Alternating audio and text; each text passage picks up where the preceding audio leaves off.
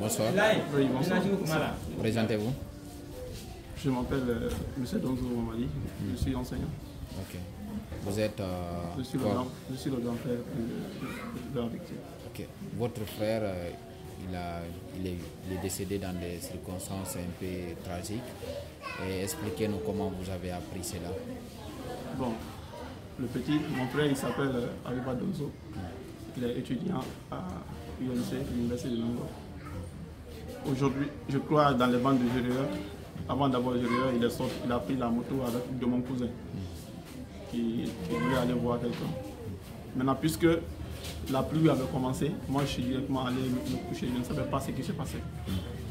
Et il est allé chez la personne dont il rendait visite. Maintenant, la pluie a commencé à le trouver là.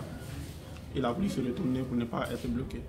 Donc, comme la pluie était forte, la personne lui a dit alors, pourquoi tu ne veux pas rester? Il dit non, je n'ai pas de problème pour que je rentre. Les gens vont s'inquiéter à la maison. En venant, il a trouvé que le caniveau était plein, d'après ce qu'on a trouvé sur place. Ça c'est où? Au niveau de Raïra de Moudoula. Ok. Ouais, il a trouvé que le caniveau était plein. Il est venu d'abord voir pour une première fois. Pour lui, quand il se retourne prendre la lune, il voulait passer. Il s'est retourné, il a pris la lune et il est rentré dans le cours. Ce qui lui a emporté, ça c'était à Jurien. Maintenant, la personne qu'il était allé chercher appelait son téléphone, ça ne passait pas. Alors lui, il a essayé d'appeler un de mes cousins, puisqu'il est tout le temps avec ce dernier. Il a dit, ah, ton frère était là tout de suite, mais je l'appelle maintenant, son numéro ne passe pas. Vous pouvez venir voir, on crie qu'il y a quelqu'un qui s'est noyé. Lui, il est parti tout seul. Ça, c'était dans le banc de Zurich. Il est parti là-bas tout seul d'abord. Il a fait des recherches. Lorsqu'il est arrivé sur place, lui a d'abord demandé c'est quel genre de moto. On dit que c'est une moto néo rouge.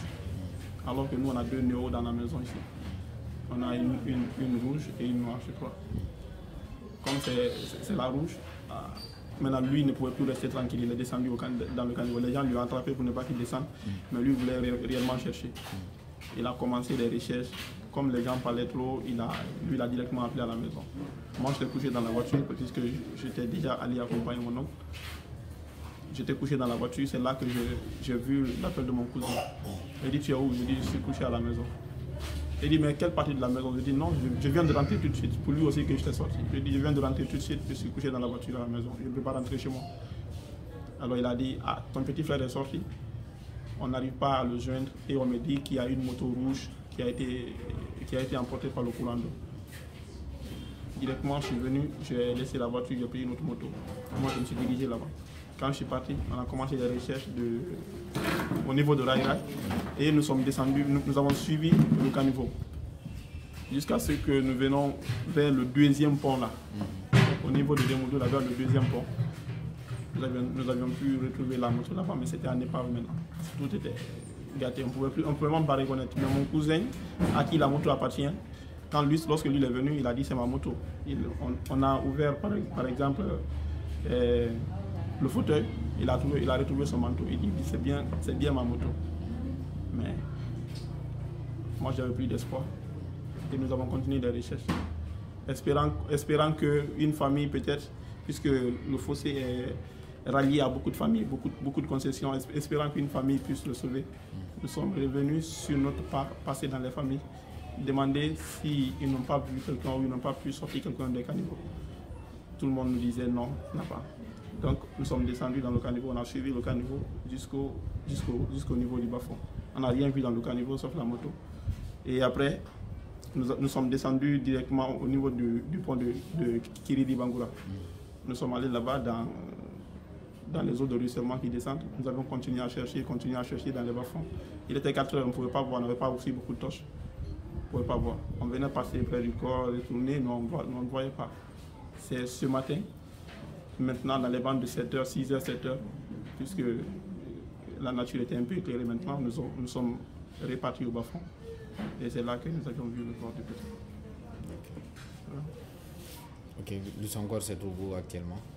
Nous avions amené à la mort à l'hôpital chez nous. Okay. Son enterrement est prévu quand? Pour demain, Inch'Allah. Okay. Comment il s'est comporté envers vous? J'ai appris même hier, c'est lui qui avait dirigé la prière. Bon, si on commence à parler du petit, je ne sais pas. Je ne sais pas aussi au fait quoi vous dire. C'est une partie de moi qui est partie. Et je ne sais pas vraiment pas quoi dire. Vraiment. Okay. Il a quel âge? 25. Okay. Merci. Dieu merci.